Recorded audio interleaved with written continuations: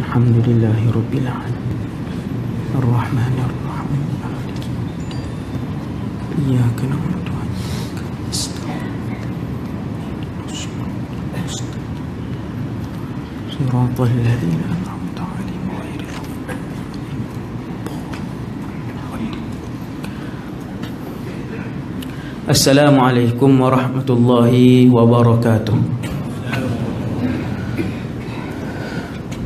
A'udzu billahi minasy syaithanir rajim. Bismillahirrahmanirrahim.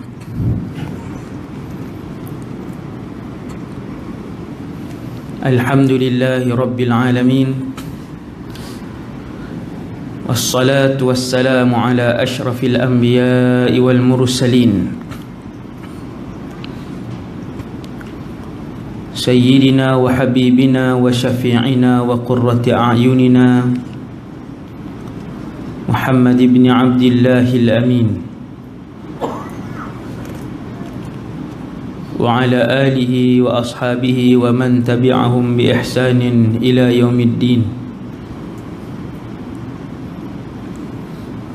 Wa la hawla wa la quwwata illa billah al-aliyyil azim.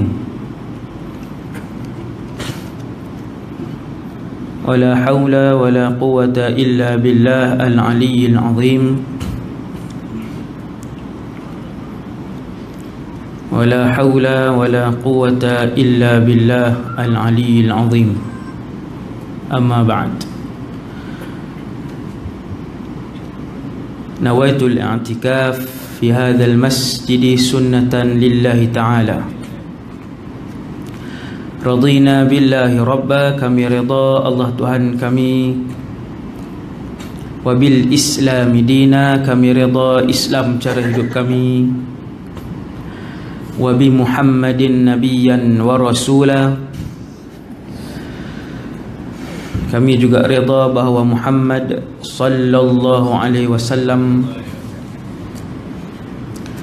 seorang nabi dan rasul.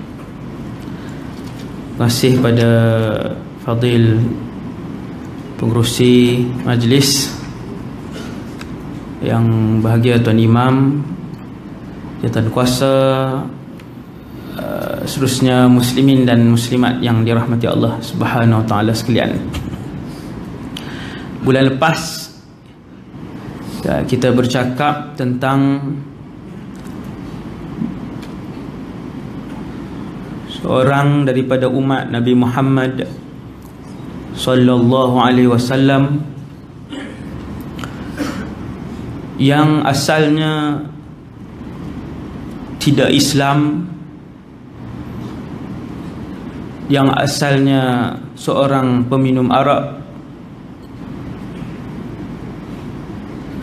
tetapi diberikan hidayah oleh Allah Subhanahu wa taala untuk menjadi sayap kanan ataupun sayap kiri Nabi sallallahu alaihi wasallam di dalam menyebarkan Islam, Umar bin Al-Khattab radhiyallahu anhu. Bulan lepas kita tengok 5 ayat lebih kurang ayat Al-Quran yang turun bertepatan dengan apa yang disebutkan oleh Sayyiduna Umar radhiyallahu anhu. Selain daripada ayat Quran, sifat kepimpinan Sayyidina Umar juga disebutkan di dalam kitab Taurat dan Injil. Orang besar ni, orang hebat. Tak pelik lah kalau kepimpinan Sayyidina Umar disebutkan dalam kitab-kitab langit yang lain seperti Taurat dan juga Injil. Ketika umat Islam berjaya menawan Baitul Maqdis selepas Nabi wafat, Abu Bakar nak jadi pemerintah. Kemudian Sayyidina Umar. Pada zaman Sayyidina Umar, 2 kerajaan besar dikalahkan, iaitu Rom dan Parsi. Bila dua kuasa terkuat dunia kalah dan berada di bawah pemerintahan kerajaan Islam Madinah, antara kawasan yang akan diserahkan kepada kerajaan Islam Madinah, pusat pemerintahan ketika itu adalah Baitul Maqdis yang di dalamnya ada Masjidil Aqsa. Abu Ubaidah bin Al-Jarrah waktu itu terus dilantik menjadi menteri besar Masjidil Baitul Maqdis zaman Sayyidina Umar. Sayyiduna Abu Ubaidah Al-Jarrah, orang hebatlah, sahabat yang hebat, salah seorang yang juga dijamin syurga daripada 10 orang tu. Maka Abu Ubaidah Ibn Jarrah radhiyallahu anhu hantar surat pergi ke Madinah, depa nak serah kunci-kunci Baitul Maqdis di tangan Sayyidina Umar sendiri. Jadi Madinah pun siaplah pusat pemerintahan. 1/4 ketika itu dunia di bawah Madinah. Bersiaplah tuan, bersiap. Pengiring dengan pemimpin tertinggi nak keluar, dia bawa macam-macam lah, tukang masak kan, tukang jahit, tukang urut, doktor peribadi. Maka keluarlah Sayyidina Umar nak pergi ambil kunci-kunci Baitul Maqdis, dia dengan pembantu dia saja yang bernama Salim.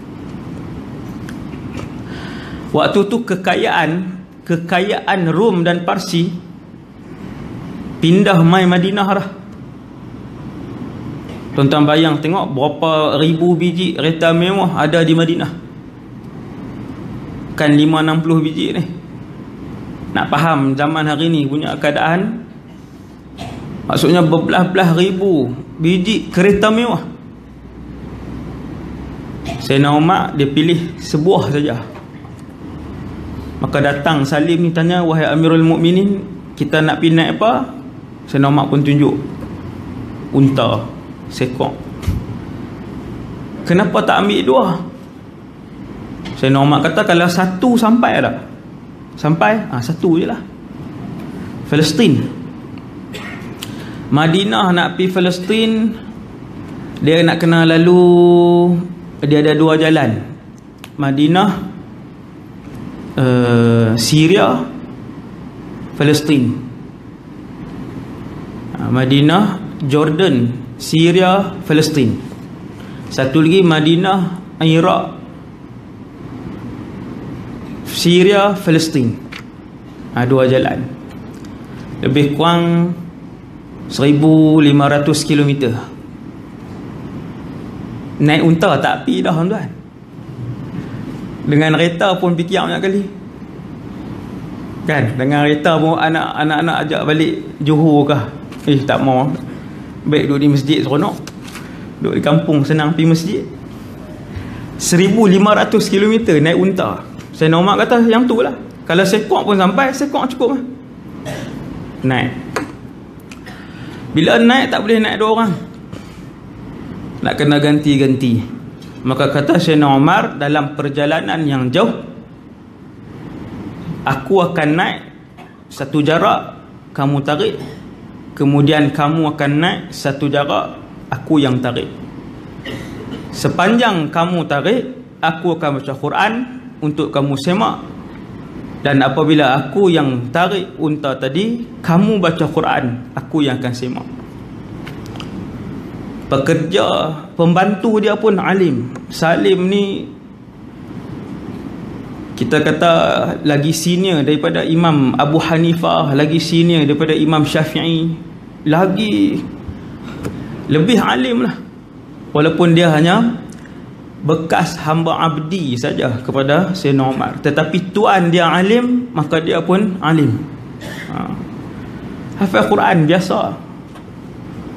Maka bertolaklah 2 orang ni di Padang Pasiak dulu pun perjalanan Mekah Madinah, Mekah nak pergi ke Palestin, Mekah nak pergi ke Syria, Mekah nak pergi ke Yaman, Madinah nak pergi ke Yaman, jarak di antara satu tempat ke satu tempat dia ada tempat perhentian yang memang semua pedagang-pedagang tahu.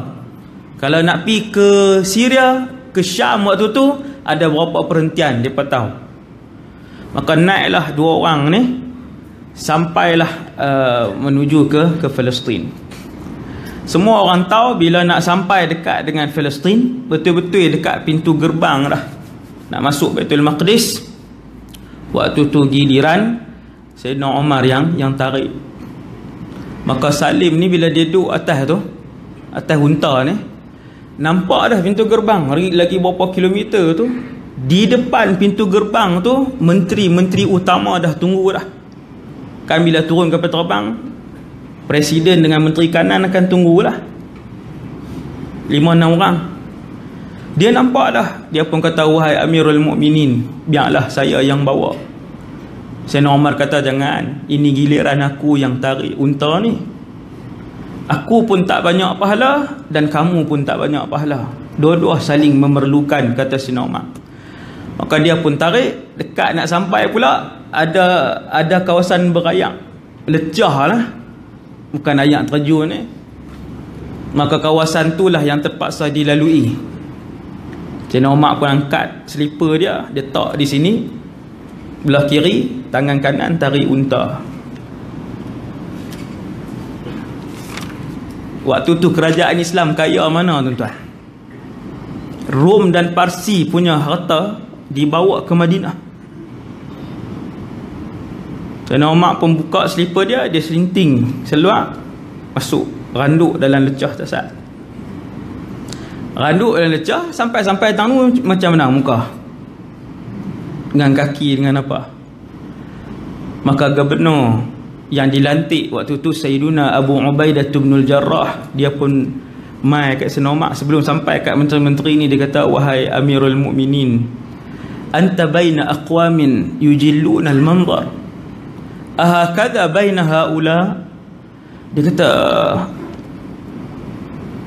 kata Amirul Mukminin, kita mai satu tempat besar ni, semua menteri dia ada, semua orang tertinggi dia sedang menunggu kamu. Takkan tak tukar jubah, tak dengan berlemah, bahasa kita lah kan. Bila Abu Ubaidah bin Jarrah suruh Sayyidina Umar salin baju lah, tukar hak nu lah apa semua, maka ketika itulah keluar satu perkataan yang masyhur. Ayat inilah selalu Ustaz ulang, nahnu qaumun a'azzanallahu bil Islam. Wahai Abu Ubaidah, kalaulah orang lain yang sebut perkataan ini, nescaya aku telah pancung kepala dia. Sebab hak sebut ni pun sahabat yang Abu Ubaidah bin Jarrah ni aminu hadhil ummah, Nabi gelar dia tukang amanah kepada umat Rasulullah. Hak berapa puluh bilion ni tukang amanah dia Abu Ubaidah bin Jarrah, besar. Dan dia hampir menjadi khalifah selepas kewafatan Rasulullah. Hampir dia tu naik, dia yang dilantik selain daripada nama Abu Bakar yang naik. Maksudnya memang orang kanan lah Abu Ubaidah ni, antara dia atau Abu Bakar atau Sayyidina Umar, nama-nama yang naik waktu Nabi wafat. Maka kata Sayyidina Umar, wahai Abu Ubaidah, kalaulah orang lain, nescaya aku dah pancung kepala dia. Wahai Abu Ubaidah, nahnu qaumun a'azzanallahu bil Islam. Kita adalah satu kelompok manusia yang Allah muliakan kita dengan Islam. Famahma btaghaina al-izzata li ghairi al-Islam adhallana Allah. Selama mana kita mencari selain Islam untuk mendapatkan kemuliaan, adhallana Allah, Allah akan menghina ketika itu. Nak cari kemuliaan dengan Islam, uraian ayat Sayyidina Umar ni. Kita mulia kerana Islam. Kita mulia kerana memuliakan Islam. Paling kurang, kata Abu Ubaidah, basuh dulu kot kaki, nak suruh juga. Lepas pun ambil air sikit, Sayyidina Umar pun basuh lah dah. Randuk selut tak saat ni kan, basuh-basuh apa semua, pakai slipper elok lah. Basuh pakai slipper, lalu masuk ke dalam. Dia bandar dulu ni, kalau bandar utama dia akan ada kota. Tuan-tuan tak boleh bayang kot, kita tak ada kota Kuala Muda dah lah Kedah dengan kota Kuala Kedah tu pun tak nampak apa dah kan. Di negara Arab, kalau di Syria, kota-kota ni masih utuh. Bahkan apa nama ni, apa dalam bahasa Arab, Colosseum tu, yang tempat ada tangga tu, Colosseum yang terbesar di dunia ada di Syria. Masih elok lagi. Dia pernah jadi pusat pemerintahan Rom, Syria ni. Jadi satu bandar dia akan buat kota. Keliling tu tembok yang tak tahu Zadok pirtuk lah. Memang bata dia besar ni. Tebal tu. Berapa bata dia susun tu. Tembok-tembok yang besar. Lepas tu dia ada pintu 1, pintu 2, pintu 3, pintu 4. Lepas tu masuk dalam, ada yang 7 lapis bawah, ada yang 4 lapis bawah, ada yang macam tu. Baitul Maqdis pun kota yang besar dan kukuh ketika itu. Lepas buat majlis, nak serahkan kunci kepada ketua orang Islam, Amirul Mukminin, yang mana ketika itu keseluruhan menteri-menteri kanan ada ketika tu bersama dengan para ulama, kira mufti-mufti Kristian lah. Ketua-ketua agama yang besar semua duduk di situ. Maka masuklah Sayyidina Umar, dia yang heret. Dia punya pekerja dia, bukan heret, maksudnya dia yang tarik tali unta atas saat masuk. Orang pakat tengok macam mana tuan. Tu dia orang nombor 1 orang umat Islam. Ketika itu mereka melihat ulama-ulama Kristian, orang-orang agama, pakat duk tengok Sayyidina Umar, pi kanan, pi kiri. Daripada jauh tu duk pi kanan, pi kiri. Duk kira apa lepas ni duk tengok. Bila habis kira, masing-masing pakat menangis.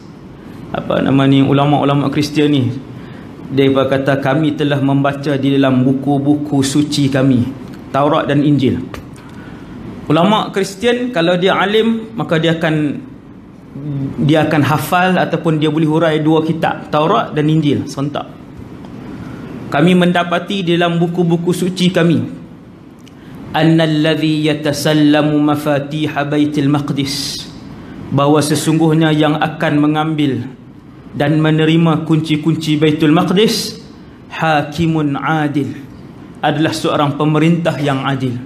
Yamshi, dia berjalan kaki, wa ghulamuhu rakib, pembantunya menunggang, fi thawbihi 17 raq'ah, pada bajunya ada 17 tampalan koyak. Kitab Taurat, Injil sebut 17 tu rupanya yang ulama-ulama ni duk kira ni. Waktu 2, 3 cukup 17. Menangis mereka dan sujud kepada Allah Subhanahu Wa Taala. Sungguh hak inilah pemerintah yang disebutkan oleh Allah Subhanahu Wa Taala. Lambang keadilan, ramzul adli. Maka Sayyidina Umar pun ambil kunci Baitul Maqdis selepas Isyak, dan dia pun sujud syukur kepada Allah Subhanahu Wa Taala. Sujud syukur kita 5 saat kan, tu pun 3 tahun sekali. Padahal nikmat ni berlambak-lambak Allah bagi. Sayyidina Umar sujud syukur mewakili seluruh umat Islam, satu dunia orang Islam. Seronok kerana Baitul Maqdis, Masjidil Aqsa kembali ke dalam kuasa orang Islam. Sampailah subuh baru dia bangkit. Bahasa lah ni mustahil lah kan. Bahasa dulu yang tu biasa. Sahabat baca Quran sampai subuh, berdiri sampai subuh. Yang tu rutin Nabi dengan para sahabat. Biasa ibadah macam tu biasa. Sujud syukur subuh, sebelum subuh baru mungkin bersyukur sungguh dengan Allah Subhanahu wa taala. Jadi Sayyidina Umar ni macam kita sebut pada kuliah yang lalu, bila pemerintah nombor satu negara dia adil, maka semua gubernur-gubernur, menteri besar lah zaman hari ni, dia Perdana Menteri, maka semua menteri besar adil seperti dia. Cerita banyak lah kan. Saya bawa satu, mungkin tuan-tuan pernah dengar, nama sahabat ni tak masyhur tapi hebat, Sa'id bin Amir Al-Jumahi. Ni salah seorang gubernur. Salah seorang bukan semua. Kalau semua 3 jam lah. Ni seorang aja, saya sebut sikit je kisah dia. Salah seorang yang tak masyhur pun. Sa'id bin Amir, dia masuk Islam bila satu hari kerajaan, waktu tu Nabi masih hidup, Nabi di Madinah, kerajaan Mekah buat pengumuman nak bunuh seorang sahabat Muhammad, pendukung agama Islam, iaitu Khubayb bin Adi. Dia buat pengumuman, semua pakat mai tengok. Memang dia nak ajak semua mai tengok, nak bunuh ni Khubayb bin Adi radhiyallahu anhu, yang ditangkap secara tipu. Kalau cerita macam mana cara Khubayb ditangkap pula, dia jadi lagi panjang. Lepas tipu Rasulullah, tangkap Khubayb. Waktu tu Nabi marah dan Nabi buat qunut nazilah ketika tu. Ni punca qunut nazilah ni. Lepas bohong kan, bohong Nabi nak guru agama, guru Quran apa semua di kalangan sahabat yang mahir, Nabi hantar ramai. Sampai di tengah jalan depa bunuh. Sampai di tengah perjalanan depa kepung, bunuh. Yang hidup dijual kepada pendendam yang berdendam dengan pembunuh-pembunuh saudara mereka dalam peperangan Badar. Antaranya Khubayb. Khubayb ni sahabat, sahabat Rasulullah. Maka ada orang yang dendam dengan dia, orang pun beli dia, orang Mekah beli, kemudian dibunuh di khalayak ramai, depa buat iklan. Maka kata Sa'id bin Amir, waktu tu dia tak Islam lagi, aku pun pi. Ramai di Tan'im. Pembunuhan tu dilakukan di Tan'im, luar tanah haram. Jadi orang pun berkumpul di padang yang luas, diletakkan kayu salib, bukan sebab agama Kristian, sebab senang nak ikat, buat kayu pacak macam tu lah, ikat tangan apa semua, bukan sebab Kristian tak. Orang dulu nak bunuh, salah satu cara dia macam tu.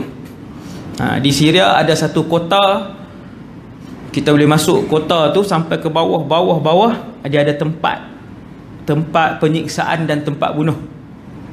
Macam-macam lah cara-cara bunuh ni. Macam dia lepas pisau gaji besar tu, terbelah 2, macam-macam. Antara cara bunuh juga ialah ikat di kayu salib, kemudian bunuh, lepas tu tinggal situ.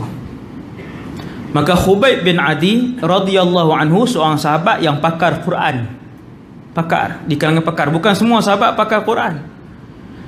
Maka dia diikat di situ. Orang Mekah pun pakat berhimpun, semua kafir, penuh di tanah lapang tadi ni. Kata Sa'id, aku pun masuk di celah-celah yang ramai, sampailah aku duduk di depan, dan aku nampak pemimpin kanan Quraisy ketika tu. Maksudnya depan sungguhlah, Safwan bin Umayyah, Abu Sufyan, pemimpin kanan ni duduk di depan. Lalu diikat Khubayb bin Adi radhiyallahu anhu. Orang pakat duk suruh bunuh dia cepat.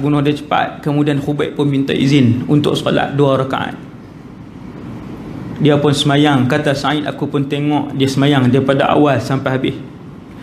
Betapa khusyuk dan indahnya solat dia. Tuan-tuan tengok orang khusyuk semayang kan. Jangan tengok kita. Tengok kita semayang tak teringin semayang. Tengok orang khusyuk semayang, subhanallah. Semua orang tengok. Habis bagi salam, kata Khubayb,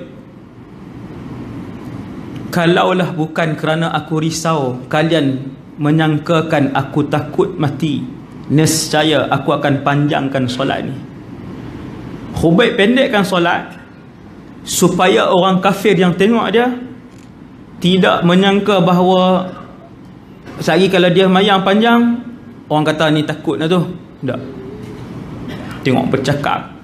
Sehari memang mati, memang akan mati Khubayb ni, tapi percakapan dia, aku pendekkan supaya kalian tidak menyangka bahawa aku takut untuk mati. Lalu dibunuh Khubayb, dipotong sikit demi sedikit dia punya badan dia. Potong sikit-sikit, potong tangan kanan, potong tangan kiri. Kemudian pemimpin Quraisy tanya, wahai Khubayb, kalau kami minta tebuskan diri kamu dengan Muhammad, bolehkah waktulah ni? Ni sakit ni. Sakit ni, potong. Maka kata Khubayb, seandainya kalian minta untuk dicucuk satu duri pada badan Muhammad, itu pun tidak akan aku benarkan untuk kalian lakukan. Boleh sebut lagi tuan no? Bukan potong kuku kan, bukan kerak rambut, potong badan ni. Pemimpin Quraisy nak tengok iman sahabat ni. Maka kata Khubayb, aku tidak akan bersenang lenang di dalam rumah bersama ahli keluarga dan Rasulullah dicucuk dengan sebatang duri. Tak mungkin. Dengan Nabi, potong, dikatam, kena katam hidup-hidup. Sebelum menghembuskan nafas yang terakhir, dia pun pandang ke langit, dia kata, Allahumma hsihim adada. Ya Allah, kira mereka ni seorang-seorang. Waqtulhum bidada, bunuhlah mereka kesemuanya. Wala tubqi minhum ahada, jangan tinggal seorang pun. Sahabat ni doa ni. Lepas tu dia meninggal syahid. Khubayb ibn Adi radhiyallahu anhu. Waktu tu kata Sa'id, bergementar seluruh tubuh aku. Lalu aku menunggu balasan daripada Allah yang datang daripada langit. Dia pun tak tunggu lama, dia pun balik. Balik malam tu dia duduk fikir, Sa'id bin Amir ni, dia kata, agama apa yang orang membuatkan satu orang begitu mencintai Muhammad sallallahu alaihi wasallam? Agama apa yang membuatkan satu orang sanggup menggadaikan nyawa dia untuk agamanya? Agama apakah? Dia duduk fikir. Dia kata, tidak akan ada agama melainkan ia adalah agama yang benar dengan mengorbankan pengorbanan yang besar macam ni. Dia pun masuk Islam. Tu cerita Sa'id bin Amir masuk Islam. Kemudian Nabi pun wafat, dia hidup dengan Rasulullah lah. Dia pergi ke Madinah, hidup dengan Nabi, belajar dengan Rasulullah apa semua. Nabi wafat, naik Abu Bakar. Abu Bakar pun wafat, naik Sayyidina Umar. Sayyidina Umar jadi khalifah. Dia pergi jumpa Sayyidina Umar, dia bagi nasihat. Ni sahabat. Dia kata, ya Amirul Mukminin, ittaqillah. Wahai pemerintah orang Islam, bertakwalah kamu kepada Allah. Bukan email lah, bukan WhatsApp, pergi depan. Dia kata ittaqillah. Padahal itu saya normal lah tu. Ni kata sahabat ni.